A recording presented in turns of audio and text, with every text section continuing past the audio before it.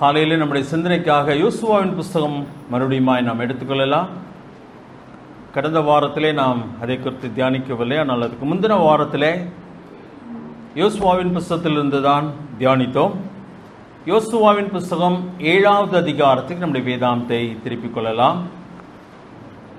யோசுவாவின் புஸ்தகம் 7வது அதிகாரம், இஸ்ரவேலின் பாவமும் அதனுடைய தோல்வியும் என்ற தலைப்பின் கீழாக அந்த நாளிலே 3 காரியங்கள் பார்க்கலாம் என்று சொல்லி ஆரம்பித்தோம். ஆனால் ஒரு காரியம் மட்டுமே நம்ம பார்த்தோம். ஞாபகம் இருக்கும் என்று சொல்லி நம்புகிறேன். இஸ்ரவேலின் பாவமும் தோல்வியும். முதலாவது காரியமாக நாம் பார்த்தது இஸ்ரவேலின் பாவம்தான். இஸ்ரவேலின் பாவத்தை குறித்து நாம் 3 காரியங்கள் அந்த நாளிலே கவனித்தோம். முதல் காரியம், தெளிவான எச்சரிப்பை அவர்கள் மீறினார்கள் என்று சொல்லி பார்த்தோம். அவருடைய பாவம் என்ன என்று சொன்னான். தேவன் 6வது அதிகாரத்திலேயே அவர்களுக்கு தெளிவான எச்சரிப்பை கொடுத்தார். அவர்கள் என்ன செய்ய வேண்டும், என்ன செய்யக்கூடாது, எதை தொடக்கூடாது, சாபத்தீடானதை நீங்கள் தொடக்கூடாது என்று சொன்னார். தேவனுக்கு சேர வேண்டியதை அவர்கள் தேவனுக்கு தான் கொண்டு வந்து சேர்க்க வேண்டும் என்பதை தெளிவாக சொல்லியிருந்தார். ஆனால் அதிலே அவர்கள் மீறினார்கள். அது அவருடைய பாவம். இரண்டாவது காரியம், பாவம் செய்தது மட்டுமல்ல, அதை ஒளித்து வைத்தான். அதை செய்தவன் ஒளித்து வைத்தான். பாவம் செய்தது மட்டுமல்ல, அவன் ஒளித்து வைத்ததிலிருந்தே தெரிகிறது அது தவறு என்பது அவனுக்கு தெரியாமல் அவன் அதை செய்யவில்லை. தெரியாமல் செய்யவில்லை. நேரத்திலே பாவம் எப்படிதான் செய்யப்படுகிறது? ஒளிப்பிடத்திலே செய்யப்படுகிறது. ஏன் என்று சொன்னால், எல்லாருக்குமே அது தவறு என்பது தெரியும். அது வெட்கம், அவமானம், கேவலம் என்பது எல்லாருக்கும் தெரிந்ததினாலே பாவம் எப்பொழுதுமே ஒளிப்பிடத்திலே செய்யப்படுகிறது. ஆனால் ஒரு கட்டம் வரும், அந்த பாவமும் எப்படி செய்யப்படும்? சோதோமின் நிலைமை எப்படி என்று சொன்னால், அசுத்தமான காரியத்தை செய்வதற்காக சோதோமிலே சிறுவர் முதற்கொண்டு பெரியோர் மட்டுமாக எங்கே வந்தாங்க? பப்ளிக்கில் கூடி வந்தாங்க. லோத்தினுடைய வீட்டுக்கு முன்பு. அது பாவம். இன்றைக்கு ஹோமோசெக்சுவல் சொல்லி, ஓரின சேர்க்கை என்று சொல்லி, முன்னாடியெல்லாம் அதை சொல்றதுக்கே கூச்சப்படுகிற காலம். இன்றைக்கு அதுக்கு பப்ளிக்கா ஊர்வலம் போய் கொண்டிருக்கிறார்கள். அது எங்களுக்கு உரிமை என்று சொல்லி அதை பற்றி வெட்கப்படுகிறது இன்றைக்கு இல்லை, போயிடுச்சு. சுத்தமான காரியம். உலகம் அதை நோக்கி தான் போய் கொண்டிருக்குது. பாவம் முற்றுகிற நிலைமை. அது நடக்கும் பொழுதுதான் தேவனுடைய நியாய தீர்ப்பும் நடைபெறுகிறது. அதான் அங்கே வாசிக்கிறோம். ஆனால் பாவம் என்பது சாதாரணமாக ஒளிப்பிடத்திலே செய்யப்படுகிறது. அப்ப ஒரு மனிதன் பாவம் செய்வது, அதாவது தெளிவான கற்பனைகளை மீறுவது பாவம். மற்றொன்று, அதை ஒளித்து வைப்பதும் அதை விட பயங்கரமான ஒரு காரியமாக காணப்படும். இதை செய்தவன் ஒரு மனிதன் தான், பலர் செய்யவில்லை. ஆனால் அவர்கள் ஒன்றாய் சேர்ந்து தேவனுடைய கட்டளைகளை நிறைவேற்றி கொண்டிருந்த பொழுது ஒரு மனிதன் செய்தான், மற்றவர்கள் அதை அறியாதிருந்தார்கள். அதுவும் ஒரு குற்றமாக மாறுகிறது. அதை நான் உங்களுக்கு எடுத்து காண்பித்த பொழுது 7வது அதிகாரத்திலே யோசுவா ஆண்டவருடைய சமூகத்திலே விழுந்து கிடக்கிறான். காலை முதல் அவன் விழுந்து கிடக்கிறான். 6வது வசனத்தில் வாசிக்கும் பொழுது, யோசுவா தன் வஸ்திரங்களை கிழித்து கொண்டு அவனும் இஸ்ரவேல் மூப்பரும் சாயங்காலம் மட்டும் கர்த்தருடைய பெட்டிக்கு முன்பாக தரையிலே முகங்குப்புற விழுந்து தங்கள் தலையின் மேல் புழுதியை போட்டுக்கொண்டு கிடந்தார்கள். ஜெபம் பண்ணிட்டு இருக்காங்க. ஏன் ஆண்டவரே எங்களை கைவிட்டீங்க? உங்களுடைய நாமத்திற்கு என்ன வரும்? எதிரிகள் நினைத்தா என்னென்ன செய்வாங்க? அப்படியே புலம்பிட்டு இருக்காங்க. பெரிய ஜெபமாய் பண்ணிக்கொண்டு ஆண்டவர் 10ஆம் வசனத்திலே சொல்லுகிறார், அப்பொழுது கர்த்தர் யோசுவாவை நோக்கி, எழுந்திரு, நீ இப்படி மூங்குப்புற விழுந்து கிடக்கிறது என்ன? இஸ்ரவேலர் பாவம் செய்தார்கள். அப்ப இன்னொரு குற்றம் என்னவென்று சொன்னால், அந்த பாவத்தை அவர்கள் அறியாதிருந்தார்கள். அதுவும் குற்றமா? அதை நாம பார்க்கலாம். அவர்கள் அறியவில்லை. இன்னைக்கு நம்முடைய வாழ்க்கையிலே, அதாவது அனனியா சப்பீரால் அவர்கள் பாவம் செய்தார்கள், பாவத்தை ஒளித்து வைத்தார்கள். அவங்க அதை பாவம் என்று அறியாமலே, அறியாமன்னா என்ன, அதை ஒரு பெரிய காரியமாக அவர்கள் பொருட்படுத்தவில்லை. அதனால்தான் புருஷனுக்கு மனைவியும் மனைவிக்கு புருஷனும் 2 பேரும் சேர்ந்து அதை ஒத்துப்போய் அந்த காரியத்தை நிறைவேற்றினார்கள். அங்கே பயங்கரமான விளைவுகள் ஏற்படுகிறது. குடும்பத்திலும் சரி, நம்முடைய தனிப்பட்ட வாழ்க்கையிலும் சரி, அது பாவம் என்பதை நாம் அறிய வேண்டும். 2வது காரியம், குடும்பத்திலே பாவம் நடக்கும் பொழுது பாவம் என்பதை அறிய வேண்டும். சபையிலே தவறு நடக்கும் பொழுது தவறை நாம் அறிய வேண்டும். அதுதான் போதகர் மூப்பருடைய கடமை. பாவத்தை பற்றி கண்டு கொள்ளாமல் போகும் பொழுது தேவனுடைய ஆசீர்வாதத்தை நாம் இழக்க நேரிடும். இன்றைக்கு நாம் பார்க்க போகிறது 2வது காரியம். அதே அதிகாரத்திலே பாவத்தை குறித்ததான தேவனின் பார்வை எப்படிப்பட்டதாக இருந்தது. இஸ்ரவேலின் பாவத்தை பற்றி பார்த்தோம். அதற்கு கீழே 3 காரியங்கள். 1, அவர்கள் தெளிவான எச்சரிப்பை மீறினார்கள். 2வது, ஒளித்து வைத்தார்கள். 3வது, செய்த பாவத்தை அறியாதிருந்தார்கள். 2வது முக்கியமான குறிப்பு, பாவத்தை குறித்ததான தேவனின் பார்வை எப்படிப்பட்டதாக இருந்தது. இன்னைக்கு உலகம் பாவத்தை ரொம்ப லேசாக பார்க்கிறது.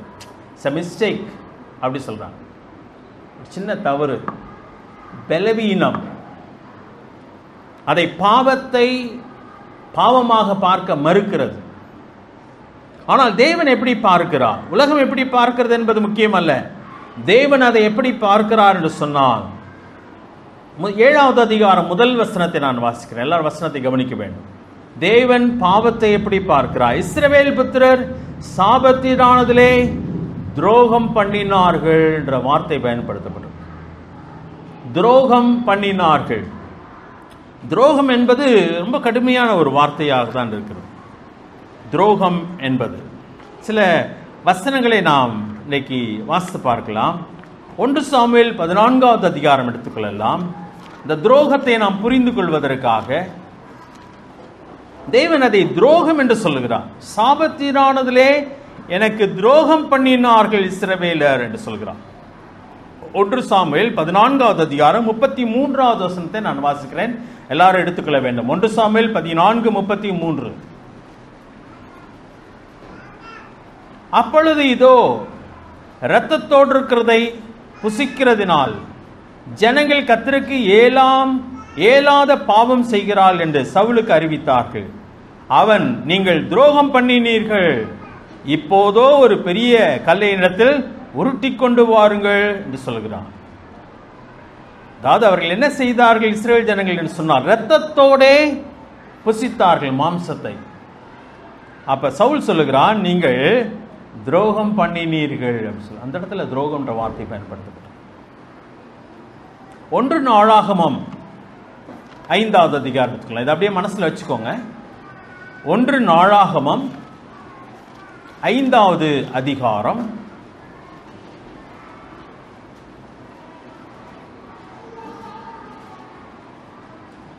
25வது வசனத்தை வாசிக்கலாம். 1 நாளாகமம் 5வது அதிகாரம் 25வது வசனம்.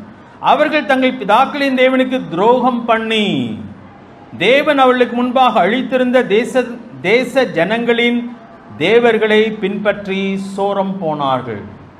அங்க போஜனத்தை பத்தி சொல்லியிருக்கு. ரத்தத்தோட என்ன பண்ணாங்க? மாம்சத்தை புசிச்சாங்க.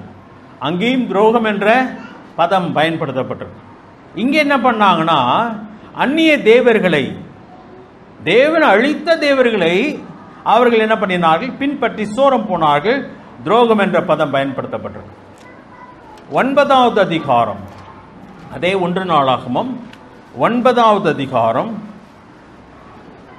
1 வசனத்தை வாசிக்கலாம். இஸ்ரவேலர் எல்லாரும் தங்கள் வம்ச வரலாற்றின்படி எண்ணப்பட்டார்கள். இவர்கள் நாமங்கள் இஸ்ரவேல் ராஜாக்களின் புத்தகத்தில் எழுதியிருக்கிறது. யூதா கோத்திரத்தார் தங்கள் துரோகத்தின்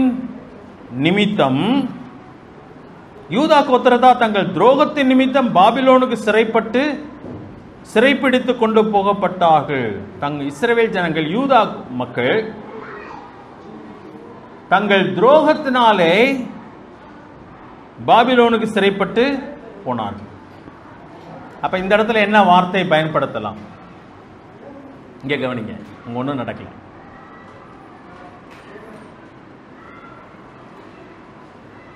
எதனால பாபிலோனுக்கு இஸ்ரேல் ஜனங்கள் யூதா ஜனங்கள் பிடிபட்டு போனாங்க? ஒரே வார்த்தையில் சொல்லணும்னா பாவத்தினால. அப்படிதான் சொல்ல. ஆனால் அதே இடத்துல என்ன சொல்லப்பட்டிருக்குங்க? துரோகத்தின் நிமித்தம் பாபிலோனுக்கு சிறைப்பிடித்து கொண்டு போகப்பட்டார்கள் சொல்லப்படும். மல்கியை எடுத்துக்கொள்ளலாம்.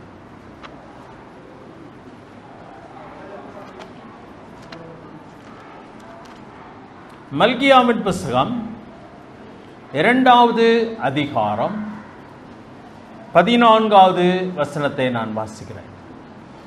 மல்கியாவின் புஸ்தகம் 2வது அதிகாரம் 14வது வசனம். ஏன் என்று கேட்கிறீர்கள்? கர்த்தர் உனக்கும் உன் இளவயதின் மனைவிக்கும் சாட்சியாயிருக்கிறார். உன் தோழியும் உன் உடன்படிக்கையின் மனைவியும் ஆகிய அவளுக்கு துரோகம் பண்ணினாயே என்று சொல்கிறார். இங்க 2 வார்த்தை பயன்படுத்தப்படும். உடன்படிக்கையின் மனைவியாகி அவளுக்கு நீ துரோகம் பண்ணினாயே என்று சொல்லப்பட்டிருக்கிறது. துரோகம் என்ற வார்த்தை அநேக இடத்துல பயன்படுத்தப்பட்டிருக்கு. சரியா? புருஷன் மனைவிக்கு, மனைவி புருஷனுக்கு விரோதமாக தவறு செய்யும் பொழுது அது துரோகம் என்ற வார்த்தை பயன்படுத்தப்படுகிறது. அதை நானும் நீங்களும் எளிதாக ஒத்துக்கொள்வோம். துரோகங்க, நம்பிக்கை துரோகம் அப்படிலாம் சொல்லுவோம். இன்னொரு இடத்தை வாசிக்கலாமே. ஆதியாகமம் 42வது அதிகாரம். ஆதியாகமம் 42வது அதிகாரம்.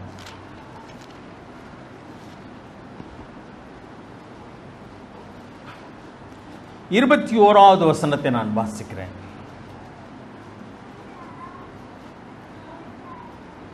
இது யோசேப்பின் சரித்திரத்திலே வருகிற ஒரு பகுதி. யோசேப்பின் சகோதரர்கள் உணவுக்காக, தானியங்கள் வாங்குவதற்காக இப்போ ஈத்துக்கு போயிருக்கிறாங்க. அங்கே யோசேப்புக்கு முன்னாடி நின்றுட்டு இருக்கிறாங்க. அங்கே சில சம்பவங்கள் நடைபெறுகிறது. உங்களுக்கு சரித்திரம் தெரியும். அப்பொழுது பேசப்படுகிற வார்த்தை, சகோதரர்களே பேசிக்கொள்கிறார்கள். 21வது வசனம், 42:21. நம்முடைய சகோதரனுக்கு நாம் செய்த துரோகம் நம்மேல் சுமந்தது. நம்முடைய சகோதரனுக்கு நாம் செய்த துரோகம். யோசேப்பு 11வது பையன். அப்ப இதெல்லாம் செஞ்சது யாருன்னா மூத்த அன்னைமார் 10 பேர் சேர்ந்து தான் இதை செய்தார்கள். அவனை விற்று போட்டார்கள். அப்படி செய்திருக்க கூடாது. காயின் ஆபேலை கொன்ற பொழுது ஆண்டு சொல்கிறான், உன் சகோதரன் எங்கன்னு சொல்லி கேட்கிறான். நான் காவலாளியா என்று சொல்லி கேட்கிறான். காவலாளி தான். ஆண்டு திருப்பி பதிலே சொல்ல. இந்த 10 பேரும் சேர்ந்து யோசேப்பை காப்பாற்றி இருக்க வேண்டுமே ஒழிய, அவன் இளையவன் பலவீனமானவன், அவனை காப்பாற்றி இருக்க வேண்டுமே ஒழிய அவனை என்ன பண்ணாங்க? தொலைச்சிட்டாங்க. அவங்க விற்று போட்டார்கள், துரோகம் பண்ணினார்கள். 50வது அதிகாரம் பாருங்க. யாக்கோபு மரித்த பின்பு அன்னைமாரெல்லாம் யோசேப்பின் இடத்துல வருகிறார்கள். அங்கேயும் இந்த வார்த்தை பயன்படுத்தப்படுகிறது. 16வது வசனம், 50:16. உம்முடைய சகோதரர் உமக்கு பொல்லாங்கு செய்திருந்தாலும் அவர்கள் செய்த துரோகத்தையும் பாதகத்தையும் நீ தயவு செய்து மன்னிக்க வேண்டும் என்று சொல்றாங்க. துரோகத்தையும் பாதகத்தையும் மன்னிக்க வேண்டும். யாக்கோபு இறந்து போனோடனே பழி வாங்கிடுவாரோன்னு சொல்லி பயந்து வந்து சொல்றாங்க, நான் செஞ்ச துரோகத்தை மன்னிச்சு. யோசுவாவுக்கு பேரலாமா? ஆண்டவர் அந்த வார்த்தையை தான் இடத்துல பயன்படுத்துகிறார். இப்ப நான் இன்னும் சில வசனங்களை நான் அந்த இடத்துல உங்களுக்கு வாசித்து காண்பிக்க வேண்டும். ஆண்டவர் அந்த பாவத்தை எப்படி பார்க்கிறவராக இருக்கிறார். பாவத்தை 11வது வசனம் வாசிக்கலாமா? முதல் வசனத்துல தான் நம்ம யோசுவா 7வது அதிகாரம் முதல் வசனத்தில் தான் துரோகம் பண்ணினார்கள் என்று சொல்கிறார். 11வது வசனத்தில் வரும் பொழுது ஆண்டவர் சொல்கிறார், இஸ்ரவேலர் பாவம் செய்தார்கள், நான் அவர்களை கட்டளையிட்ட என் உடன்படிக்கையை மீறினார்கள். எத்தனை வார்த்தை வருதுன்னு பாருங்களேன். பாவம் செய்தார்கள், உடன்படிக்கையை மீறினார்கள், சாபத்தீடானதில் எடுத்துக்கொண்டார்கள், களவு செய்தார்கள், வஞ்சித்தார்கள், தங்கள் பண்டவாடிகளுக்குள்ளே வைத்தார்கள். களவு பண்ணாங்க, என்ன வஞ்சித்தாங்க, அதுக்கப்புறம் ஒழிச்சு வச்சுட்டாங்க. கடினமான வார்த்தைகளை தேவன் பயன்படுத்துகிறார். ஆண்டவர் என் மகிமையை நான் ஒருவனுக்கும் விட்டுக்கொடேன்னு சொல்றார். இயேசு கிறிஸ்து சொல்லும் பொழுது ராயனுடையதை ராயனுக்கும் தேவனுடையதை தேவனுக்கு கொடு. அதை தான் நம்ம ஆகாயின் புஸ்தகத்திலே சொல்லும் பொழுது, மல்கியாவின் புஸ்தகத்திலே நாம் வாசிக்கும் பொழுது, அங்கே ஜனங்கள் என்னை வஞ்சிக்கலாமா என்று சொல்லி கேட்கிறார். மனுஷன் தேவனை வஞ்சிக்கலாமா? இதே வார்த்தை பயன்படுது. எதிரே வஞ்சித்தார்கள், ஆண்டவர் கொடுக்கிறதிலே அவர்கள் என்ன பண்ணினார்கள்? வஞ்சித்தார்கள். வஞ்சனை என்ற வார்த்தையுடைய அர்த்தத்தை நம்ம சாதாரணமாக்கிற வேண்டாம். அது வஞ்சனை என்ற வார்த்தை ரொம்ப கொடூரமான வார்த்தை. அதாவது நம்முடைய உணர்வின்படி பார்த்தீங்கன்னா, மனைவி புருஷனுக்கு விரோதமாய் தவறு செய்யும் பொழுது, புருஷன் மனைவிக்கு விரோதம் செய்யும், அது வஞ்சனை என்று சொல்கிறோம். அங்கே அது துரோகம் என்று சொல்கிறோம். துரோகம்.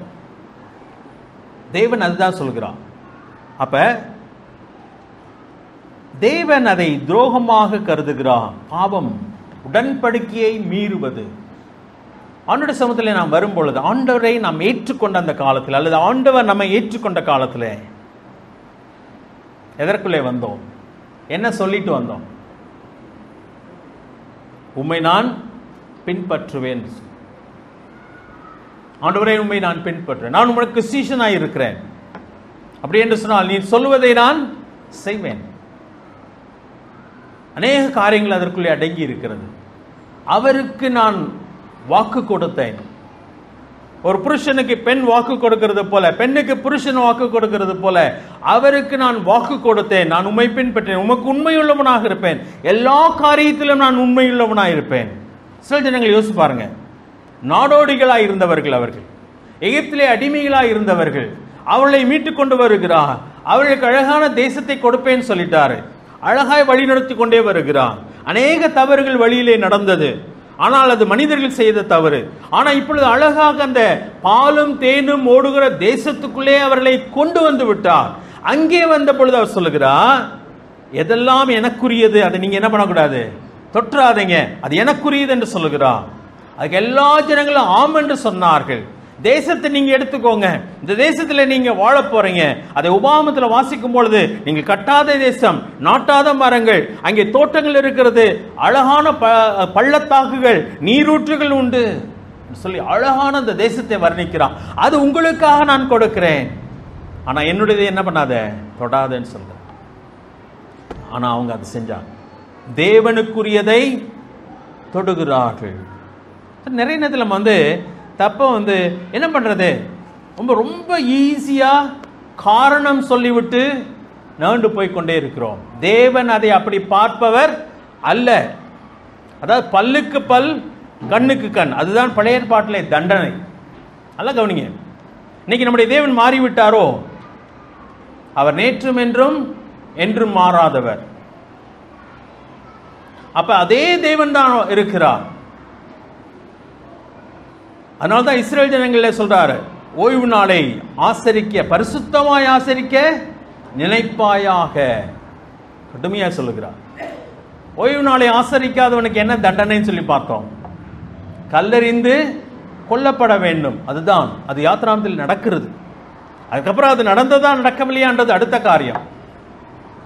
ஓய்வு நாளை ஆசரிக்க வேண்டும், ஓய்வு வருஷத்தை ஆசரிக்க வேண்டும், யூபிலி வருஷத்தை அவர்களை ஆசரிக்க வேண்டும். அதாவது 7வது நாள் ஓய்வு நாள், 7வது வருஷம் ஓய்வு வருஷம், 7/7/49 அடுத்ததாக வருகிற 50வது வருஷம் என்ன, யூபிலி வருஷம். அதை அவர்கள் ஆசரிக்க வேண்டும். ஆனா இஸ்ரவேல் ஜனங்கள் அதை ஆசரிப்பதை என்ன பண்ணாங்க, வெற்று விட்டார்கள். நம்ம ஒரு வசனம் வாசம், அவங்க துரோகம் பண்ணினால் தான் எங்க போனாங்க, பாபிலோனுக்கு போனார்கள். எத்தனை ஆண்டுகள், சத்தமா சொல்லுங்க, 70 ஆண்டுகள். 7. அதற்கப்புறம் தானியேலிலே பார்க்கும் பொழுது ஆண்டவர் மறுபடியும் சொல்கிறார், 70 வருஷம் முடிஞ்சதுனால தானியேல் சந்தோஷப்படுகிறான். நம்முடைய ஆண்டவர் நம்ம மேலே வைத்த கோபம் விலகி போயிட்டுன்னு சொல்லப்ப ஆண்டு சொல்ல, இல்லப்பா இன்னும் 70 வாரங்கள் உண்டு என்று சொல்லிவிட்டார். 70 வாரத்துக்கு பின்பதாக மேசியா வருகிறார். அவரையும் அவர்கள் ஏற்றுக்கொள்ளாததினாலே மறுபடியும் இன்றும் அவருடைய கிருபை நாட்கள் தள்ளி போயிற்று. பயங்கரமான ஒரு காரியம். நம்முடைய தேவன் எப்படிப்பட்டவர் தெரியுமா, அன்புள்ளவர். அதே வேளையில அவர் யாரா இருக்கிறார், பட்சிக்கிற அக்னியா இருக்கிறார். பயப்பட வேண்டாம். அவரை பார்த்து பயப்பட வேண்டிய அவசியமே இல்லை. ஆனால் அவர் கொடுக்க வேண்டிய கனத்தையும் மகிமையும் நாம் செலுத்திதான் ஆக வேண்டும். ஏன் சொன்னா, இஸ்மவேலர்கள் நன்றாக தான் இருக்கிறார்கள். யார் தான் அதிகமாய் சிட்சிக்கப்பட்டது? இஸ்ரவேலர். யாரை தேவன் அதிகமாக நேசித்தார்? இஸ்ரவேல் ஜனத்தை நேசித்தார். அவர்களுக்கு அற்புதமான ஆவிக்குரிய ஆசீர்வாதத்தை கொடுத்தார். மேசியாவை இந்த உலகத்துக்கு கொண்டு வரும் ஜனமாக அவர்கள் ஏற்படுத்தப்பட்டார்கள். ஆனால் அவர்கள் அந்த பெரிய கிருபையை தள்ளினபடினாலே அதிகமாகவும் சிட்சிக்கப்பட வேண்டியதாக மாறிற்று. இன்னைக்கு நானும் நீங்களும் உலகத்தாரை போல அல்ல. நல்லா புரிஞ்சுக்கோங்க, உலகத்தாரை போல அல்ல. நாம் விசேஷமாய் அழைக்கப்பட்டவர்கள், தேவனுக்கு சொந்தமாய் தெரிந்து கொள்ளப்பட்டவர்கள். அவர் தமக்கு சொந்தமாக நம்மை தெரிந்து கொண்டார். நம் மூலமாக உலகம் ஆசீர்வதிக்கப்பட வேண்டும் என்பதற்காக, நம் மூலமாக உலகம் மேசியாவை கண்டு கொள்ள வேண்டும் என்பதற்காக நம்ம என்ன பண்ணிருக்கிறார்? அழைத்திருக்கிறார். இப்ப மேன்மையான அழைப்பு மறந்துடாதீங்க. உன்னதமான அழைப்பு. யாரை போல நாம் வாழ முடியாது? சொல்லுங்களேன். இந்த உலகத்தின் மக்களை போல வாழ முடியாது. அதற்காக நம்ம அழைக்கப்படவில்லை. அவர்களை பின்பற்றுவோமானால், அவர்களைப் போல வாழ ஆசைப்படுவோமானால், ரொம்ப மோசமான நிலைமையாக ஆண்டவர் அதை எப்படி பார்க்கிறார்? நீ உடன்படிக்கைக்குள்ள வந்துட்டு, என்னுடைய உடன்படிக்கைக்குள்ள நீ வந்துட்டு ஆம் என்று சொல்லிவிட்டு நீ போவாயானால் நீ எனக்கு துரோகம் பண்ணுகிறாய் என்பதை சொல்கிறார். ஆனால் பாவம் என்பது தேவனுக்கு விரோதமான துரோகம். ஒரு பாவம் துரோகம் இல்லைங்க, இன்னும் இந்த பாவம்லாம் துரோகம், அந்த பாவம் துரோகம் இல்லை, இந்த பாவம் துரோகம், அப்படி கிடையவே கிடையாது. அதனால தான் பல வசனங்களை நான் எடுத்து காண்பித்தேன். மனைவியும் புருஷனும் தங்களுக்கு உண்மையற்றவர்களாய் நடந்து கொள்ளும்போது துரோகம். அதே வேளையிலே தேவனுக்கு விரோதமான பாவம் எல்லாமே தேவனுக்கு விரோதமான துரோகமாகவே தேவன் கருதுகிறார். அதை நாம் கவனமாக கவனித்துதான் ஆக வேண்டும். நம்முடைய தேவன் அதை துரோகமாக கருதுகிறார். புரிஞ்சுக்கோங்க, தேவன் அதை விரும்புகிறதில்லை. அவரை எள்ளி நகையாட அவர் விடுவதில்லை. அவரிடத்திலே நாம் விளையாட கூடாது. அவர் யார் தெரியுமா? ஒருவேளை அவரை அப்பா என்று அழைக்கிறோம், ஆண்டவரே என்று சொல்லுகிறோம், உண்மைதான். அவரோடு கூட பேசலாமா? ஆமாங்க பேசலாம். உரிமையாய் சில காரியங்களை கேட்கலாமா? ஆமா கேட்கலாம். ஆனாலும் அவர் யார்? தேவன். காலையில் நாம் தியானித்தது போல அவர் சிங்காசனத்தில் வீற்றிருக்கும் தேவன், வானத்தையும் பூமியும் உண்டாக்கின தேவன். அவருக்குரிய கனத்தை நாம் அவர் கொடுத்துதான் ஆக வேண்டும். அதை அவர் சீரியஸா பார்க்கிறார். என்னங்க அவர் என்னத்தை எடுத்துட்டான் பெருசா? ஆதியாமத்துக்கு போனாலே ஏவாள் என்னங்க பெருசா செஞ்சிட்டா? நம்ம பார்வையில் அவன் என்ன, இந்த பழத்தை சாப்பிட்றதுக்கு பதில் இன்னொரு பழத்தை என்ன பண்ணிட்டான்? சாப்பிட்டான். என்னத்தை பெருசா செஞ்சிட்டான்? அப்படியா? அதனால உலகம் முழுவதும் என்ன ஆயிடுச்சு? சாபத்துக்குள்ளாயிடுச்சு. சிலது நம்மளாலே அதை ஏற்றுக்கொள்ள முடியல. ஆண்டு இவ்வளவு மோசமானவரா? இங்கே இந்த மனுஷன் அவன் சொல்றான் பாருங்களேன், 21வது வசனத்துல, கொள்ளையிலே நேர்த்தியான பாபிலோனிய சால்வையும் 200 வெள்ளி சேக்கலையும் 50 சேக்கல் நிறையான ஒரு பொன் பாலத்தையும் நான் கண்டு அவைகளை இச்சித்து எடுத்துக்கொண்டேன். இதோ அவைகள் என் கூடாரத்தின் மத்தியில் பூமிக்குள் புதைந்திருக்கிறது, வெள்ளி அதன் கொடியில் இருக்கிறது. அவன் இன்னும் யூஸ் பண்ணல, விற்கல, எதுவுமே பண்ணல, பத்திரமா வச்சிருக்கான். நம்ம ஊர்ல இன்கம் டேக்ஸ் கட்டலைன்னா அப்புறம் ஃபைன் கட்டிச்சு கூட தப்பிச்சுக்கலாம். அப்படிலாம் பெரிய ஆட்களுக்கெல்லாம் வழி இருக்கு. தேவனத்தில் அப்படி கிடையவே. இதனால என்ன நடந்துச்சுன்னா, தேவன் கோபப்படுகிறார். முதல் வசனம் கிடையாது, விளைவை பார்க்கலாம். பாவத்தின் விளைவு 3வது காரியம். 2வது காரியம், பாவம் தேவனுடைய பார்வையில் எப்படிப்பட்டதா இருக்கு சொன்னா, அது துரோகம் என்று சொல்லுகிறார், உடன்படிக்கை மீறல் என்று சொல்லுகிறார், களவு என்று சொல்லுகிறார், வஞ்சனை என்று சொல்லுகிறார், பாவம் என்றும் அழைக்கிறார். பாவம் கொடூரமானது. பாவத்தின் சம்பளம் எந்த பாவத்துக்கு? பாவத்திற்குரிய சம்பளம் மரணம். தேவனுடைய பார்வையில் எல்லாமே பாவம் செய்தார். எல்லாரும் பாவம் செய்து ஏகமாய் கெட்டு போனார்கள். நன்மை செய்கிறவன் இல்லை, ஒருவனாகிலும் இல்லை. மனிதன் பாவம் செய்தான். அதற்கு தண்டனை என்னன்னு சொன்னா மரணம். அதுதான் ஏவாளுக்கு சொல்லப்பட்டது. பழத்தை சாப்பிடுகிற நாளிலே நீ சாகவே சாவா என்று சொல்லுகிறான். மரணம் அன்றைக்கு மனிதனுக்கு வந்தது. இன்றைக்கும் அதுதான் தண்டனை. அதுதான் தண்டனை. இந்த அதிகாரத்திலே நாம் அதை தான் பார்க்கிறோம். அதனால பாவத்தை ரொம்ப லேசா எடுத்துக்கிற வேணாம். எல்லாரும் செய்யறது தானே, யாரு தாங்க செய்யல? யார் செய்தாலும் பாவத்தின் தண்டனை எதுதான்? மரணம் தான். குமாரன் மேலே எல்லா பாவமும் செலுத்தப்பட்டது. அவருக்கு வந்தது என்ன? மரணம். பிதாவானவர் தன் முகத்தை அவருக்கு மறைக்கிறார். உலகத்தின் பாவம் அவர் மேலே சுமத்தப்பட்டது. அவர் அந்த மரணத்தை ஏற்றுக்கொண்டார் நமக்கு விடுதலை வரும்படியாக. அப்ப பாவம் கொடூரமான ஒன்றாக இருக்கிறது. பாவத்தின் விளைவை பார்த்து நீங்க சீக்கிரமாக முடிக்கலாம். பாவத்தின் விளைவு இந்த பகுதியில் பார்க்கும் முதல் காரியம் பார்க்கும் பொழுது பாவத்தின் விளைவை பார்க்கலாம். முதல் வசனத்தில்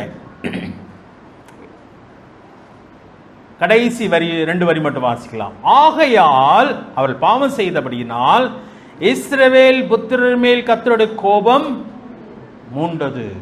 தேவனுடைய கோபம் மூண்டது. கோபம் மூண்டதுனால ஆண்டவர் நம்மளுக்கு கோபம் வந்துச்சுன்னா என்ன பண்ணுவோம்? என்ன செய்யறோன்ட்டே நமக்கே தெரியாம போயிடும். ஆனா நம்முடைய ஆண்டவர் அப்படிப்பட்டவர் அல்ல. அவர் அமைதலாயிட்டார். பாருங்களேன், ஆண்டவர் எதுவுமே பேசல அந்த இடத்துல. அதுதான் அந்த இடத்துல நான் உங்களுக்கு போன முறை பேசினப்ப சொன்னேன்னா ஞாபகம் இல்லை. 2வது வசனத்திலிருந்து யோசுவாவும் மூப்பொருளும் பிளான் பண்றாங்க. வாசிக்கலாமா? 2வது வசனம். யோசுவா எரிகோவிலிருந்து பெத்தேலுக்கு கிழக்கே உள்ள பெத்தாவின் சமீபத்தில் இருக்கிற ஆயி பட்டணத்துக்கு போகும்படி ஆட்களை அனுப்பி நீங்கள் போய் அந்த நாட்டை வேவு பாருங்கள் என்றான். அந்த மனுஷர் போய் ஆயியை வேவு பார்த்தார்கள். அப்ப யோசுவாவும் மூப்பெல்லாம் சேர்ந்து என்ன சொல்றாங்க? அந்த பட்டணத்தை போய் என்ன பண்ணிட்டாங்க? வேவு பார்த்துட்டு வாங்க சொன்னோடனே அவங்களும் போனாங்க, வேவு பார்த்துட்டு வந்தாங்க. இந்த வசனத்தில் யாரை பார்க்கல? யாரை பார்க்க முடியல? ஆண்டவரை பார்க்க முடியல. சரியா? 3வது வசனம். யோசுவாவிடத்தில் திரும்பி வந்து அவனை நோக்கி, ஜனங்கள் எல்லாரும் போக வேண்டியதில்லை, ஏறக்குறைய 2000-3000 பேர் போய் ஆயியை முறியடிக்கலாம். எல்லா ஜனங்களையும் அங்கே போகும்படி வருத்தப்படுத்த வேண்டியதில்லை, அவள் கொஞ்சம் பேர் தான் என்றார்கள். எல்லாமே இவங்களுடைய டிஸ்கஷனாவே இருக்குது. யாரை பார்க்க முடியல? ஆண்டவரை பார்க்க முடியவில்லை. ஆண்டவர் அங்க எங்குமே பேசல. 4வது வசனம். அப்படியே ஜனங்களில் ஏறக்குறைய 3000 பேர் அவரிடத்திற்கு போனார்கள். அப்படியே கிளம்பி போயிட்டாங்க. அங்கே யாரை பார்க்க முடியல? ஆண்டவரை பார்க்க முடியவில்லை. 6வது அதிகாரத்துக்கு வரலாமா? 3வது அதிகாரத்துக்கு வரலாம். ஏன்னா 2வது அதிகாரம் தான் போய் வேவு பார்த்துட்டு வராங்க. உங்களுக்கு நல்லா தெரியும். 2வது அதிகாரம் எரிகோக்குள்ளே போய் வேவு பார்த்துட்டு வராங்க. 3வது அதிகாரத்திலே பார்க்கும் பொழுது உடனே யோசுவா ஜனங்கள் அங்கிருந்து கிளப்புகிறான். ஆற்றண்டைக்கு போயிடலாம் அப்படின்னு சொல்லி எல்லாரும் கிளம்புங்கன்னு சொல்லி பேசுறாங்க. 3வது வசனத்துக்கு வரும் பொழுது ஜனங்களை நோக்கி, நீங்கள் உங்கள் தேவனாய கர்த்தருடைய உடன்படிக்கையை பெட்டியும் அது சுமக்கிற லேவியராகிய ஆசாரியர்களையும் கண்டவுடனே நீங்களும். அப்ப அங்க கர்த்தருடைய பெட்டியை பார்க்கிறோம். 5வது வசனத்துக்கு வாங்க. யோசுவா ஜனங்களை நோக்கி, உங்களை பரிசுத்தம் பண்ணிக்கொள்ளுங்கள், நாளைக்கு கர்த்தர் உங்கள் நடுவில் அற்புதங்களை செய்வார். அங்கேயும் கர்த்தரை பற்றி பார்க்கிறோம்.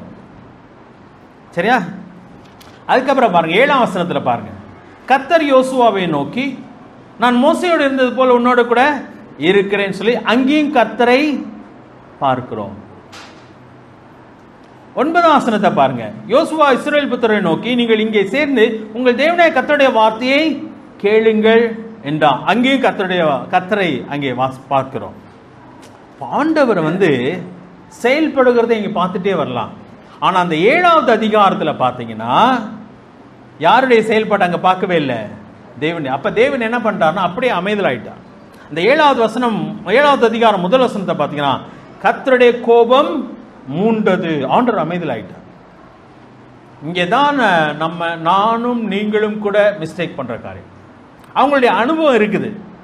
2வது அதிகாரத்தில் வேவு பார்த்த அனுபவம், 3வது அதிகாரத்திலே செயல்பட்ட அனுபவங்கள் இருந்தபடியே 7வது அதிகாரத்திலும் ஆயை பிடிக்கும்படியாக அவங்க அனுபவத்தின் அடிப்படையில் என்ன பண்ணாங்க, கிளம்பிட்டாங்க.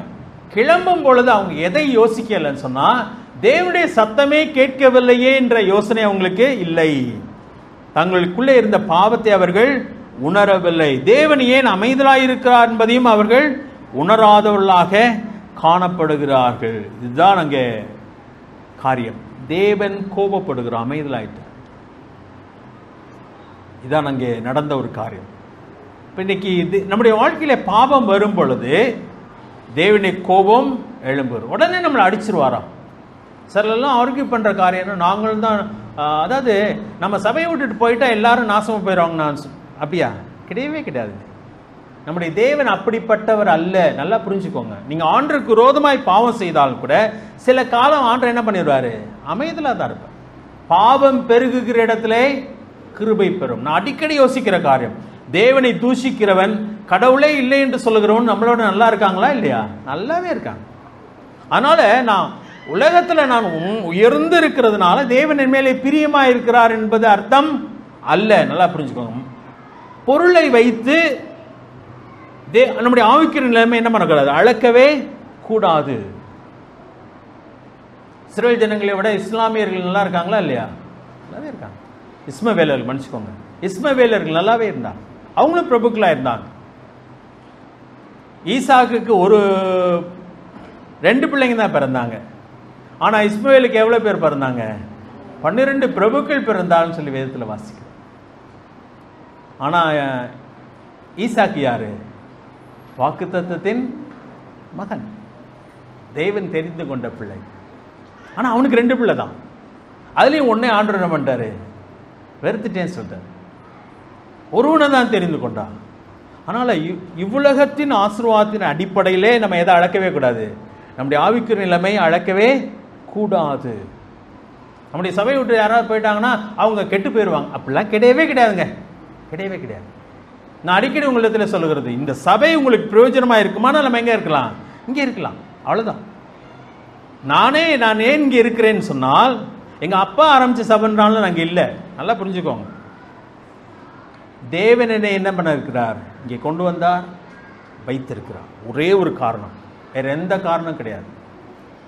தேவன் ஒரு நாள் என்னை போன்னு சொன்னார்னா நான் என்ன பண்ணிட்டே இருக்கணும், போயிட்டே தான் இருக்கணும்.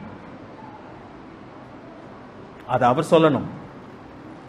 நான் என் கோபத்தினாலே என்ன பண்ண முடியாது, கிளம்பி போக முடியாது.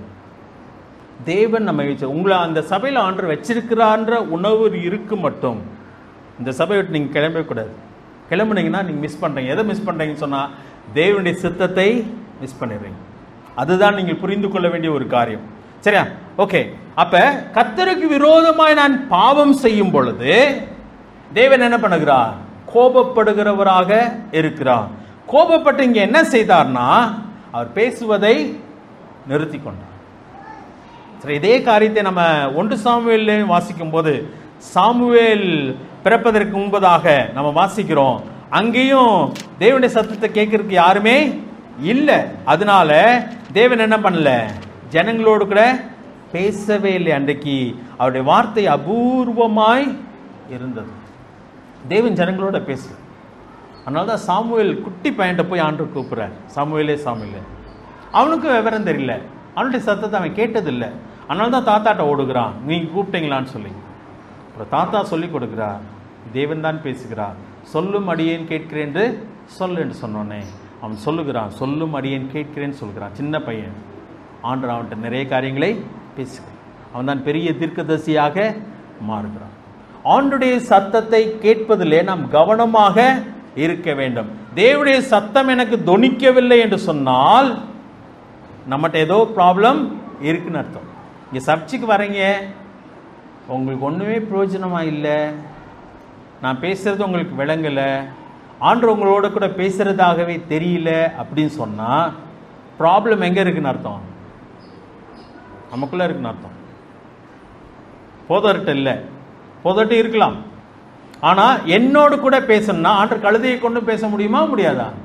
கழுதையை கொண்டு பேசலாம். நான் ஆயத்தமாய் வருவேன், ஆனால் ஆண்டவரே என்னோடு கூட பேசும், நான் உம்முடைய சத்தத்தை கேட்க விரும்புகிறேன் என்று சொல்லி நான் வரும் பொழுது தேவன் என்னோடு கூட தெளிவாக நிச்சயமாக பேசுவார். என்று சொன்னால் அவர் பேசும் தெய்வன். நல்லா புரிஞ்சுக்கோங்க. ஆண்டவர் பேசுவது என் காதிலே நான் கேட்க முடியவில்லை என்று சொன்னால் பிரச்சனை என்னிடத்தில் இருக்குது. என்னிடத்துல போதட்டும் சொல்ல, கேட்கிறவனிடத்தில் இருக்கிறது. நல்லா புரிஞ்சுக்கோங்க, கேட்கிறவனிடத்தில் இருக்கிறது. தேவன் அமைதலாக இருக்கிறார், பேசவில்லை. அதுதான் இங்கே நடந்த காரியம். சாமுவேல் கேட்க ஆயத்தமானான், தேவன் அவனோடு கூட பேசினான். ஒரு நாள் 2 நாள் இல்லைங்க, சின்ன வயசுலேருந்து பேசினான். அவன் வயதாக மட்டும் அவனோடு கூட தேவன் பேசினான். தீர்க்கதரிசியாக இருந்தான். ஆண்டுடைய சத்தத்தை கேட்க வேண்டும். அப்ப தேவன் கோபமானார். 2வது காரியம் 12ஆம் வசனத்துக்கு வரலாம். 12ஆம் வசனத்திலே தேவன் பாவத்தின் விளைவை பார்த்தீங்கன்னா, ஒன்று தேவன் கோபப்படுகிறார், ஆனால் பேசுவதை நிறுத்துகிறார். 2வது காரியம் 12ஆம் வசனத்திலே, ஆதலால் இஸ்ரவேல் புத்திரர் தங்கள் சத்துருக்களுக்கு முன்பாக நிற்கக்கூடாமல் தங்கள் சத்துருக்களுக்கு முதுகை காட்டினார்கள், அவர்கள் சாபத்தீடானார்கள். நீங்கள் சாபத்தீடானதை உங்கள் நடுவிலிருந்து நிக்கிரகம் பண்ணாவிட்டால் இனி உங்களோடு இரேன். ஆண்டவர் சொல்றாரு, நான் உன்னோட இருக்க மாட்டேன்னு சொல்றாரு. இதே மாதிரி வேற எங்க சொல்லியிருக்கிற ஆண்டவர்? மோசேட்ட சொன்னார், சில ஜனங்கள் பாவம் செஞ்சுட்டாங்க, இனிமேல் நான் உங்களோட முன்னாடி போக மாட்டேன். ஒரு தூதன் அனுப்புறேன் வழிகாட்டுறதுக்கு, அவன் உங்களை கூட்டிட்டு போவான். மோசே சொல்றான், உம்முடைய சமூகம் எனக்கு முன்பதாய் செல்லாது இருந்தால் என்னை இங்கிருந்து புறப்பட பண்ண வேண்டாம். இங்க அதே மாதிரி சொல்றாரு, நான் உங்களோடு கூட இரேன். அதனால்தான் அவர் இல்லாததுனால தான் என்ன நடந்துருச்சு? முதுகை காட்டினார்கள் அப்படி சொல்லிருக்கு. ஆண்டவர் உதவல, ஆண்டுடைய உதவி அங்கே இல்லை. அப்ப தேவனுடைய கோபம் எழும்பிற்று இவர்கள் பாவம் செய்ததுனால. முதல் காரியம். 2வது காரியம், தேவனுடைய சமூகம் இவர்களை விட்டு விலகிற்று. எவ்வளவு கொடூரமான காரியம் பாருங்களேன். நியூட்ரல்ல ஓடலாம் வண்டி, ரொம்ப நாள் ஓடலாம். ஆனால் சிம்சோனுக்கு நடந்த காரியம் இதுதான். தேவன் அவனை விட்டு விலகினார் என்பதை அவன் என்ன பண்ணல, அறியாமல் இருந்தான். தேவன் தன்னோடு கூட இருக்கிறதாக நினைத்து கொண்டு எழுந்து ஓடுகிறான், ஆனால் அவனோ ஓட முடியல. செயல்பட பார்த்தான், அவனால் செயல்பட முடியவில்லை. நடந்தது என்ன சொன்னா, அவன் தோல்வி அடைகிறான், சத்துருவின் கையிலே விழுகிறான், கண்கள் பிடுங்கப்படுகிறது, மாவு அரைக்கிறவனாக நிற்கிறான். அதே தான் இந்த 12ஆம் வசனம் சொல்கிறான். நீங்கள் நிற்கக்கூடாமல், 12ஆம் வசனத்தில், தங்கள் சத்துருக்களுக்கு முன்பாக நீங்கள் நிற்கக்கூடாமல் தங்கள் சத்துருக்களுக்கு முதுகை காட்டினார்கள், அவள் சாபத்தீடானார்கள். நீங்கள் சாபத்தீடானதை உங்கள் நடுவிலிருந்து நிக்கிரகம் பண்ணாவிட்டால் இனி உங்களோடு கூட இரேன் என்று சொல்கிறார். தேவன் நம்மோடு கூட இருக்க மாட்டார். பாவத்தின் விளைவு அது. பாவத்தின் விளைவு தேவனுடைய சத்தத்தை கேட்க முடியாது. பாவத்தின் விளைவு தேவனுடைய சமூகத்தை நாம் உணர முடியாது. 3வது காரியம், தேவன் தங்களோடு கூட இல்லாததினாலே பெரிய தோல்வி, மரணம் அங்கே ஏற்படுகிறது. 4வது வசனத்துக்கு வரலாம். அப்படியே ஜனங்களில் ஏறக்குறைய 3000 பேர் அவரிடத்திற்கு போனார்கள். ஆனாலும் அவர்கள் ஆயின் மனுஷருக்கு முன்பாக முறிந்தோடினார்கள். ஆயின் மனுஷர்கள் ஏறக்குறைய 36 பேரை வெட்டி போட்டார்கள். பட்டண வாசலில், நல்லா அந்த வசனத்தை கவனிங்க, பட்டண வாசலில் வெளி துவங்கி செபாரி மட்டும் அவளை துரத்தி மலை இறக்கத்திலே அவர்களை வெட்டினார்கள். ஜனங்களின் இருதயம் கரைந்து தண்ணீராய் போயிற்று. இதே மாதிரி வேற எங்கேயும் வாசம் இல்லை. ஜனங்களின் இருதயம் கரைந்து போயிட்டு. யாருடைய இருதயம் கரைந்து போச்சு? அப்ப 2வது அதிகாரத்தில் வாசித்தோம். ராகாப் சொல்லுகிறாள், ஜனங்களின் இருதயம் கரைந்து போயிற்று. 2வது அதிகாரம் 11ஆம் வசனத்தில், இதை கேள்விப்பட்டது எங்கள் இருதயம் கரைந்து போயிற்று. இப்ப பாத்தீங்கன்னா இஸ்ரவேலின் இருதயம் கரைந்து போயிற்று. காரணம் 36 பேர் இறந்து போனார்கள். யார் இந்த 36 பேர்னு சொல்லி யோசிச்சு பார்த்தா ரொம்ப வேதனையா இருக்கு. இவங்களுக்கும் ஆகானுக்கும் சம்பந்தமே இல்லைங்க. ஒரு மனிதன் பாவம் செய்கிறான், முழு இஸ்ரவேலும் தோற்று போனது. ஒரு 36 பேருடைய உயிர் வீணாய் போயிற்று. கஷ்டமான காரியமா இருக்குல்ல. ஆண்டவர் இஸ்ரவேல் மேலே தான் கோவப்பட்டார். சபையிலே பாவம் இருந்ததுனாலே அவர் கோவப்படுகிறார். சொல்றா, நீங்க அதை நீக்கலன்னு சொன்னா நான் உங்களோடு கூட இரேன் என்று சொல்லிவிட்டார். அங்கே ஜனங்கள் பலவீனப்பட்டு போகிறார்கள். அவங்களால ஒண்ணுமே செய்ய முடியவில்லை. அது மட்டும் இல்லைங்க, கடைசியில் பார்த்தீங்கன்னா ஆகானுடைய குடும்பமும் என்ன ஆயிற்று? மடிந்தது. பெரிய தோல்வி. அங்கே ஒரு மனுஷன் யார் பாவம் செய்தானோ, பாவம் செய்தவனுடைய யார் முன்னாடி செத்தா? தப்பு செஞ்சவன் முன்னாடி செத்தானா, தப்பு செய்யாதவன் முன்னாடி செத்தானா? அதான் புரிஞ்சுக்கிட்டே முடியல. தப்பு செஞ்சவன் நல்லா தாங்க இருந்தான். அகப்படும் மட்டும் நன்றாக இருந்தான். அதனால நல்லா இருக்கிறதுனால நான் பாவம் செஞ்சது ஆண்டவர் ஏற்றுக்கிட்டான்னு தயவுசெய்து என்னவே வேண்டாம். பாவத்திற்கு தண்டனை உண்டு. பிடிபடுவதற்கு முன்பதாய் மனம் திரும்புவது நல்லது. யாருக்குமே தெரியாது என்று சொல்வது வேதத்தை நாம் இன்னும் சரியா புரிஞ்சுக்கலன்னு அர்த்தம். அது ஆண்டவர் அமைதலாய் இருப்பதற்கு காரணம் என்ன? ரோமர் 2வது அதிகாரத்தில் என்ன வாசிக்கிறோம்? ஆண்டவர் அமைதலாய் இருப்பதற்கு காரணம் என்ன? ரோமர் 2வது எல்லாரும் எடுத்துக்கோங்க. நம்ம தெரிந்த வசனம், சிலருக்கு தெரியாமல் இருக்கலாம், ஆனால் நாம் அதை மனதிலே வைத்து ஆக வேண்டும். தேவனுக்கு விரோதமான காரியங்கள், தேவனுக்கு விரோதமான பாவங்கள், தேவன் வெறுக்கிற காரியங்கள், அது துரோகம் என்று சொல்லி நாம் படித்தோம் இன்னைக்கு. ஆனால் ஆண்டவர் அமைதலாக இருக்கிறார். பாவம் பெருகிற இடத்திலே கிருபை பெருகிறன்னு சொல்லி வேதத்தில் வாசிக்கிறோம். 4வது வசனத்தில் பாருங்க, தேவ தயவு, அத இரக்கம், நீ குணப்படும்படி உன்னை ஏவுகிறதென்று அறியாமல் அவருடைய தயவு, பொறுமை, நீடிய சாந்தம் இவைகளின் ஐஸ்வர்யத்தை நீ அசட்டை பண்ணுகிறாயோ. அசட்டை பண்ற ஆண்டவர் ஒன்றும் சொல்லல, ஆண்டரை கண்டுக்கல. அப்ப நான் செய்யற தப்ப அவரே ஏத்துக்கிட்டாரு போல, அதனால நான் என்ன ரொம்ப பிடிச்சிருக்கு போல, அதனால அவர் என்ன பண்ணிட்டாரு, ஓகே சொல்லிட்டாரு போல. இல்ல, அவர் அமைதலாய் இருப்பதன் காரணம் நாம் மனம் திரும்புவதற்காக. பிரசங்கியில வாசிக்கும் பொழுது தேவனுடைய தண்டனை உடனே வராதனாலே பாவம் செய்கிறவர்கள் இருதயம் என்ன பண்ணிருக்கு, துணிகரம் கொண்டிருக்கிறதாம். பாவம் செய்கிறது அவருடைய தண்டனை உடனே வராததுனாலே பிரசங்கியில அதை வாசிக்கும். ஆனால் ஏன் அவர் பொறுமையா இருக்கிறார் என்று சொன்னான், ஏன் பாவம் பெறுகிற இடத்துல கிருபை பெறுகிறது என்று சொன்னான், அவன் மனம் திரும்புவதற்காக தேவன் தாமதிக்கிறார். ஒருவேளை இந்த இடத்துல இந்த 7வது அதிகாரத்தில் யோசிச்சு பாருங்களேன், இந்த 36 பேர் மடிந்த உடனே, இஸ்ரவேலுக்கு தோல்வி ஏற்பட்ட உடனே, ஜனங்களின் இருதயம் கரைந்து போன உடனே யோசுவாலம் போய் விழுந்து கிடக்கிறாங்க, புழுதிய தலையில தூக்கி போட்டு உட்கார்ந்து இருக்கிறாங்க. ஆகான் என்ன பண்ணியிருக்கணும்? கொஞ்சம் யோசிச்சு பாருங்களேன். ஆகான் என்ன பண்ணியிருக்கலாம்? இந்த தவறை செய்தவன் என்ன பண்ணியிருக்கலாம்? ஓடி வந்து தப்பு என் மேலதான், நான் தான் தப்பு பண்ணேன் அப்படின்னு சொல்லியிருந்தான். அதனால்தான் தேவன் செஞ்சிட்டார் சொல்லி இருப்பானே. ஆனால் காரியங்கள் கொஞ்சம் வித்தியாசமாக இருந்திருக்கலாம் என்று நான் நினைக்கிறேன். தெரியல எனக்கு. ஆனால் அவன் செய்யவே இல்லைங்க. என்னென்ன நடந்தது என்று சொல்லி பார்த்தீங்கன்னா, அதுக்கப்புறம் கேட்குறாங்க, சீட்டு போடுறாங்க, ஒவ்வொரு குடும்பமாக வர வைக்கிறாங்க. சரி, 14ஆம் வசனத்தை வாசிக்கலாமா? காலையிலே நீங்கள் கோத்திரம் கோத்திரமாக வர வேண்டும். அப்பொழுது கர்த்தர் குறித்த கோத்திரம் வம்சம் வம்சமாக வர வேண்டும். கர்த்தர் குறிக்கிற வம்சம் குடும்பம் குடும்பமாக வர வேண்டும். கர்த்தர் குறிக்கிற குடும்பம் பேர் பேராக வர வேண்டும் என்று சொல்லிட்ட. கோத்திரம் கோத்திரமா வா, குடும்பம் குடும்பமா வா, தனித்தனி நபரா வா. கடைசியில் சீட்டு போடுறாங்க. யார் மேல விழுந்துச்சு?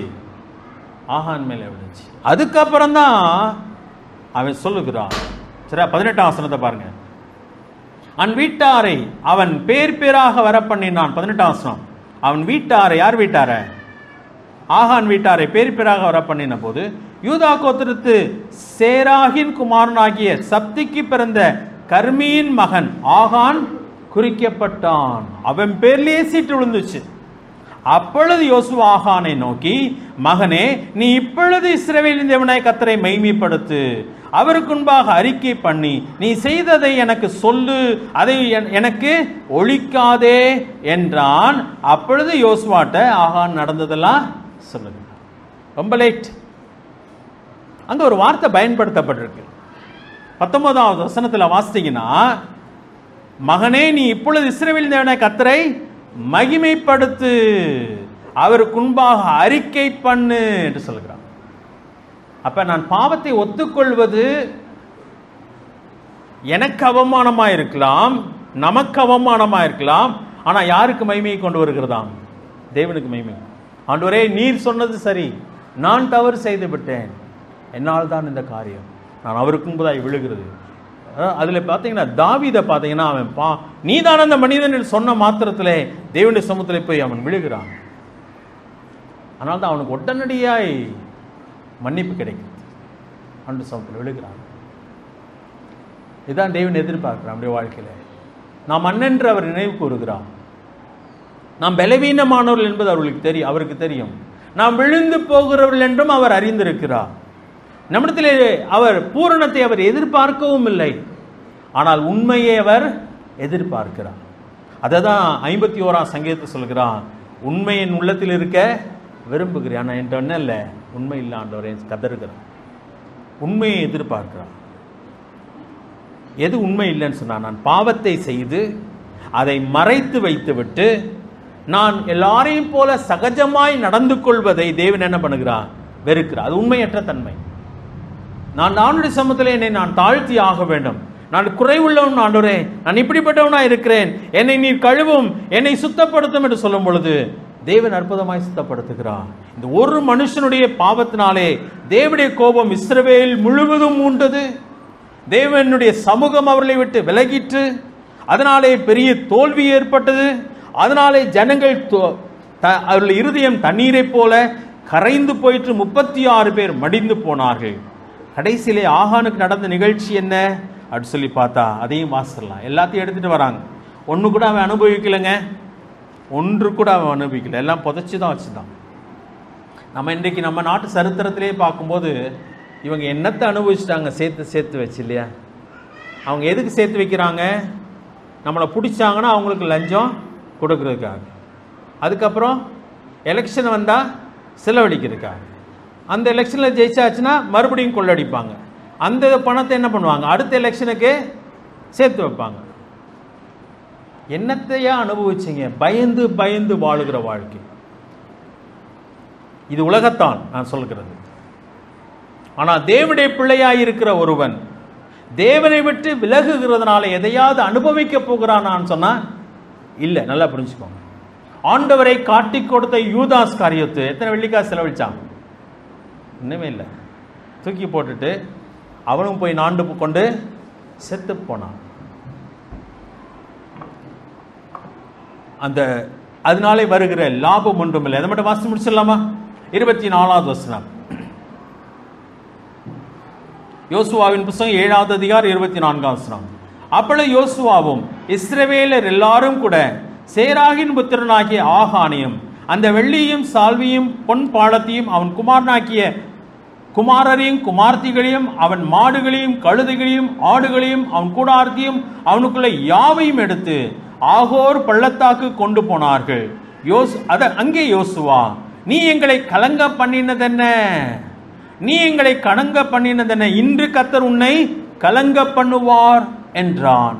அப்பொழுது இஸ்ரவேலர் எல்லாரும் அவன் மேல் கல்லெறிந்து அவனை அக்கினியில் சுட்டரித்து கற்களினால் மூடி அவன் மேல் இந்நாள் வரைக்கும் இருக்கிற பெரிய கற்குவிலை குவித்தார்கள். அப்பொழுது கர்த்தர் தமது கோபத்தின் உக்கிரத்தை விட்டு மாறினார். ஆகியால் அவ்விடம் இந்நாள் வரைக்கும் ஆகோர் பள்ளத்தாக்கு எனப்படும். தேவனுடைய கோபம் என்பது ஒன்று உண்டு. உலகத்தின் பாவம் முழுவதும் குமாரன் மேலே சுமத்தப்பட்ட பொழுது யார் மேலே தேவன் கோபப்பட்டார்? குமாரனிடத்திலிருந்து தன் முகத்தை மறைத்து கொண்டார். இப்ப யாரெல்லாம் அந்த இயேசு கிறிஸ்துவை தன்னுடைய சொந்த ஆண்டவராக ஏற்றுக்கொள்கிறார்களோ அவர்கள் மேலே யாருடைய கோபம் வராது? தேவனுடைய கோபம் வராது. ஏன் சொன்ன அந்த கோபம் யார் மேலே போயிற்று? குமாரன் மேலே செலுத்தப்பட்டாயிற்று. ஆனால் அந்த இயேசு கிறிஸ்துவை யாரெல்லாம் ஏற்றுக்கொள்ளவில்லையோ, யாரெல்லாம் அந்த இயேசு கிறிஸ்துவை வேண்டாம் என்று சொல்லுகிறார்களோ, தேவனுடைய கோபம் யார் மேலே போகும்? அவர்கள் மேலே போகும். என்றைக்கு போக போகிறது? கடைசி நாள் வேறு. அப்பொழுதுதான் தேவனுடைய கோபம் ஆறும். அதனால்தான் நம்முடைய தேவன் அன்புள்ளவரா? ஆம், அன்புள்ளவர். ஆனால் தேவனுடைய கோபத்தை இந்த உலகம் இன்னும் பார்த்ததில்லை. அவர் பட்சிக்கிற அக்னி என்று சொல்லப்பட்டிருக்கு. பயங்கரமானவர். பாவத்திற்கு தண்டனை உண்டு. அது எவ்வளவு பயங்கரம் என்பதை இன்னும் உலகம் பார்க்கவில்லை. இதெல்லாம் நமக்கு திருஷ்டாந்தங்களாக நமக்கு எழுதி கொடுக்கப்பட்டது. மனுஷியின் நிலைமையில இதெல்லாம் ஏற்றுக்கொள்ள முடியவில்லை. நம்முடைய தேவன் இவ்வளவு கோபம் உள்ளவரான்னு சொன்னா, ஆம், கோபம் உள்ளவர். பாவத்தை தன் கண்களினால் பார்க்க முடியாத சுத்த கண்ணர் அவர். பாவத்தோடு கூட அவர் இணைந்து போக முடியாது. அவர் நேசித்த ஆதாம் தான், அவனோடு கூட தான் உலாவினார். என்றைக்கு ஆதாமும் ஏவாளும் பாவம் செய்தார்களோ அவளை தோட்டத்தை விட்டு அவர் துரத்தினார். அதற்கு பின்பதாக அவளோடு கூட அவர் உலாவவில்லை. இன்றைக்கு நம்முடைய வாழ்க்கையில தேவன் நம்மை ஆசீர்வதிக்க தான் நம்மை அழைத்திருக்கிறார். அவருடைய பிள்ளைகளாக இருப்பது நமக்கு கிடைத்த ஒரு பெரிய ஸ்லாக்கியம். ஆனால் அவர் எதை ஏற்றுக்கொள்ள முடியாது என்று சொன்னால் பாவத்தை ஏற்றுக்கொள்ள முடியாது. நமக்காக உன்னதங்களில் சகலவிதமான ஆசீர்வாதத்தை நமக்காக வைத்திருக்கிறார். அதை நாம் சுதந்திரித்துக் கொள்ள வேண்டும் என்பதுதான் அவருடைய ஆசை. இஸ்ரவேல் ஜனங்களுக்கு பாலும் தேனும் ஓடுகிற தேசத்தை கொடுத்தார். அதை சுதந்திரித்துக் கொள்ள வேண்டும் என்பதற்காக தான் அவர்கள் இங்கே கொண்டு வந்தார். ஆனால் அவர்களோ பாவம் செய்தார். அதனால் தான் அந்த வேதனையை பார்க்க நம்முடைய வாழ்க்கையில பாவத்தை புரிந்து கொள்ள வேண்டும். விளையாட்டாக விளையாட வேண்டாம். உலகம் பாவத்தை தண்ணீரை போல் குடிக்கிறது. பாவத்தோடு கூட உலகம் விளையாடுகிறது. அது அது என்ன அப்படி என்று சொல்லுகிறது பாவத்தை குறித்து. அதனால் ஒன்றுமில்லை, என்ஜாய் பண்ணலாம், வாழ்ற வரைக்கும் நான் என்ஜாய் பண்ணலாம். அது உலகத்தின் மக்களுக்கு சரிதான். ஆனால் நானும் நீங்களும் பாவத்தோடு கூட விளையாட முடியாது. ஏன்னா நம்முடைய அழைப்பு வேறு. தேவன் நம்மை வேறொரு நோக்கத்திற்காக தெரிந்து கொண்டார். நம்முடைய வாழ்க்கையை நாம் தேவனுக்கு பிரியமாய் காத்துக்கொள்ள வேண்டிய நம்முடைய கடமை. விளையாடுவோமானால் அந்த விளைவுகளை நாம் அனுபவித்து தான் ஆக வேண்டும். தேவன் பாவத்தை எப்படி பார்க்கிறார் என்று சொல்லி பார்த்தோம். இரண்டாவது, பாவத்தின் விளைவு என்ன என்பதை பார்த்தோம். பாவத்தை தேவன் எப்படி பார்க்கிறார்? துரோகமாக பார்க்கிறார். துரோகம் என்று சொன்னால் என் உடன்படிக்கையவர்கள் மீறினார். என்னிடத்தில் ஒன்று சொன்னாங்க, அதாவது புருஷன் மனைவியிடத்திலே வாக்கு கொடுக்கிறார், உனக்கு உண்மையுள்ளவனாக இருப்பேன் என்று சொல்லி. மனைவி புருஷனுக்கு வாக்கு கொடுக்கிறார், நான் உனக்கு உண்மையுள்ளவனாக இருப்பேன் உயிரோடு இருக்கும் நாள் மட்டும். ஆனால் அதில் தவறும் பொழுது அவர்கள் துரோகம் செய்கிறார்கள். அதே போல நாம் தேவனுக்கு வாக்கு கொடுத்து தான் அவரிடத்திலே வந்திருக்கிறோம். ஆண்டவரே நான் உனக்கு உண்மையுள்ளவனாக இருப்பேன் சொல்லி வருகிறோம். ஆனால் என்றைக்கு மீறுகிறோமோ அவர் சொல்லுகிறார், நீ துரோகம் பண்ணினாய். துரோகம் அவர் கோபத்தை எழுப்பும். துரோகம் அவர் நம்மை விட்டு விலகுவதற்கு காரணமாய் மாறும். அவருடைய வாழ்க்கையில முற்றிலும் தோல்வியை கொண்டு வரும். பாவம் பூரணமாகும் பொழுது அது மரணத்தை பிறப்பிக்கும். தலையில் தாழ்த்தும். ஒரு நிமிஷம் கண்களை மூடி இருக்கலாம். ஆண்டவருடைய வார்த்தை இது பயமுறுத்துவதற்காய் சொல்லப்பட்டதல்ல, இது உண்மையானது. நம்முடைய தேவன் நேற்றும் இன்றும் என்றும் மாறாதவர். அப்படியானால் அவருடைய தண்டனைகளும் மாறாதவைகள் தான், மறந்து விட வேண்டாம். தேவன் அன்புள்ளவரா? ஆம், அன்புள்ளவர். அவருக்கு கீழ்ப்படுகிறவர்களுக்கு அவர் 1000 தலைமுறை மட்டும் இரக்கம் செய்கிறேன் சொல்கிறார். உண்மை, 100க்கு 100 உண்மை. அது அவருடைய கிருபை எவ்வளவு பெரியது என்று சொன்னால், வானத்துக்கும் பூமிக்கும் கிழக்குக்கும் மேற்குக்கும் எவ்வளவு தூரமோ அவ்வளவு பெரியது அவருடைய கிருபை. வானத்துக்கும் பூமிக்கும் எவ்வளவு தூரமோ அவ்வளவு பெரியது அவருடைய கிருபையின் ஐஸ்வர்யம் என்று சொல்லி வேதம் பேசுகிறது. ஆம், அவர் இரக்கத்தில் ஐஸ்வர்யம் உள்ளவர். அதே வேளையிலே அவர் பாவத்தை துரோகமாய் பார்க்கிறார். பாவத்தினாலே கோபப்படுகிறார். பாவத்தினாலே அவர் பேச மறுக்கிறார். பாவத்தினாலே நம்மோடு கூட நடக்க மறுக்கிறார். ஆனால் இந்த விளைவு தோல்வியும் மரணமும் துக்கமும் பாடுகளும் தான். வெற்றி நமக்கு இல்லை.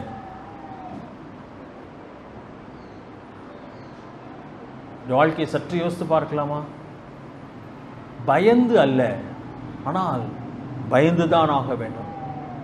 தேவன் நம்மை நேசிக்கிறார் என்பது உண்மைதான். ஆனால் நம்மை நேசிக்கிறதுனாலே பாவத்தை பொறுத்துக் கொள்வாரான்னு சொன்னா இல்லை. பாவத்தை அவர் ஒரு காலம் பொறுத்துக் கொள்ள மாட்டார். மனம் திரும்புவோமா? இடத்துல தேவனுக்கு பிரியமில்லாத காரியங்கள் உண்டானா, நம்முடைய வாழ்க்கையின் தோல்விகளுக்கு காரணம் என்ன என்பதை நான் அகப்படுவதற்கு முன்பதாகவே ஒத்துக்கொள்வோமா? மனம் திரும்புவோமா? அவருடைய கிருபைகள் பெரியது. மனம் திரும்புவது அவருக்கு மகிமையை கொண்டு வரும் ஒரு காரியம் என்று சொல்லி வேதத்திலே வாசிக்கிறோம். அது நமக்கு அவமானமாயிருக்கலாம். மனம் திரும்புவது, பாவத்தை ஒத்துக்கொள்வது அவமானமாயிருக்கலாம். ஆனால் அது அவருக்கு மகிமையை கொண்டு வருகிற ஒரு காரியம். நான் பாவி, அவர் பரிசுத்தர் என்று சொல்லுகிற ஒரு காரியம். அது அவருக்கு மகிமையை கொண்டு வரும். வெட்கப்பட வேண்டிய அவசியம் இல்லை. ஒளித்து மறைத்து வைப்பது நமக்கு தோல்வியும் மரணத்தையும் தான் கொண்டு வரும். எங்களை நேசிக்க நல்ல ஆண்டவரே, உடைய அற்புதமான வார்த்தைகளுக்காக நன்றி.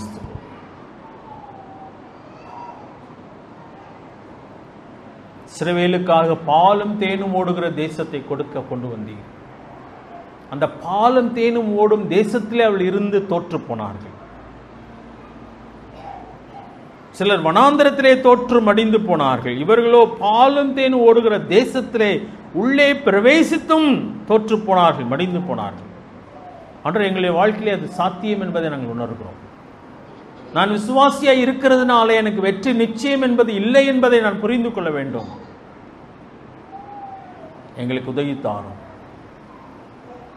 எங்களை நேசிக்கிறீர் என்பது உண்மையானாலும் பாவத்தை நீர் வெறுக்கிறீர் என்ற உண்மையை நாங்கள் மனதிலே பதித்துக்கொள்ள எங்களுக்கு கிருபை தாரும். உமக்கு விரோதமாய் நாங்கள் செய்யாதபடி எங்களை காத்துக்கொள்ளும். துரோகம் செய்யாதபடிக்கு காத்துக்கொள்ளும். உமக்குரியதை நாங்கள் வஞ்சிக்காதபடிக்கு காத்துக்கொள்ளும். எங்கள் உடன்படிக்கையை நாங்கள் உடைக்காதபடிக்கு எங்களை நீர் காத்துக்கொள்ளும். களவாடாதபடிக்கு காத்துக்கொள்ளும். ஒழித்து வையாதபடிக்கு எங்களை காத்துக்கொள்ளும். அதனால் வரப்போகிற விளைவுகள் அதிகம் என்பதை உணர கிருபை தாரும். உம்முடைய நாமத்தை நீ மகிமைப்படுத்தும். ஆசீர்வதிக்கத்தாவே.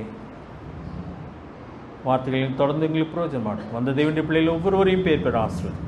எல்லாவற்றையும் மீட்பு ரட்சகருமாகிய இயேசு கிறிஸ்துவின் நாமத்தில் கேட்கும் நல்ல பிதாவே.